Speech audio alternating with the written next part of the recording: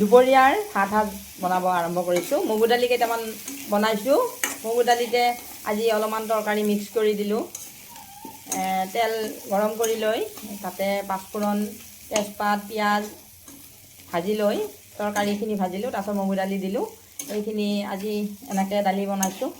কেতিয়াবা মগু দালি খায়ো ভাল লাগে আৰু মগু দালিত কেতিয়াবা এনেকৈ তৰকাৰী মিক্স কৰি দিওঁ, কেতিয়াবা বেলেগ দালিতো দিওঁ। আজি মই মগু দালিতে দিলোঁ। এতিয়া অকণমান হালধি দিওঁ,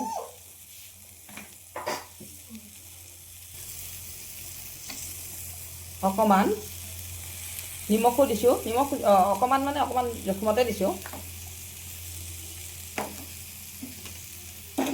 অকণমান ধনিয়া গুড়ি দিওঁ, তৰকাৰী ভাল লাগিব খাই। তৰকাৰী দিছোঁ যেতিয়া অকণমান ধনিয়া গুড়ি দিলোঁ, লগতে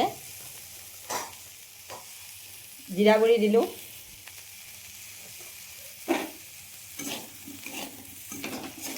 ধনিয়া আৰু জিৰাটো দিলে ভাল লাগে খাই। এইখিনি অকণমান সময় ভাজি মই পানী ঢালিম আৰু এইখিনি অকণমান সময় ঢাকন মাৰি থ'ম।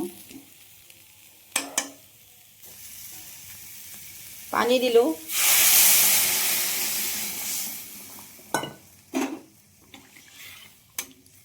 মগু দালি সোনকালে সিজি যাব, প্ৰেছাৰ কুকাৰত নিদিওঁ আৰু। এতিয়া অকণমান সময় মই ঢাকনখন দি থ'লোঁ।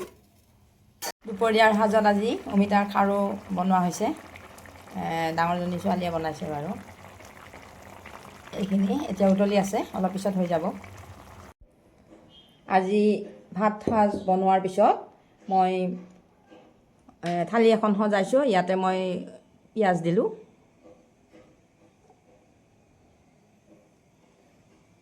সৰু সৰুকৈ গোল গোলকৈ কাটি দিছোঁ। গাজৰ দিছোঁ,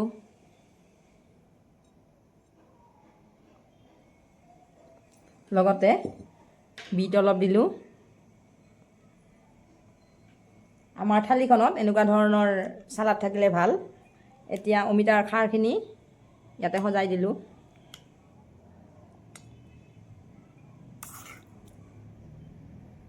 অমিতাৰ খাৰো আমাৰ পেটৰ কাৰণে খুব ভাল হয়।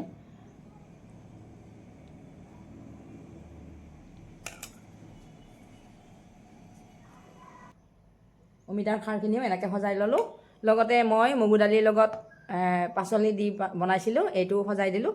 আজিৰ ভাত সাজ এনেকৈ আপোনালোকক দেখুৱালোঁ। কেনেকুৱা লাগিল কমেণ্ট কৰি জনাবচোন বাৰু।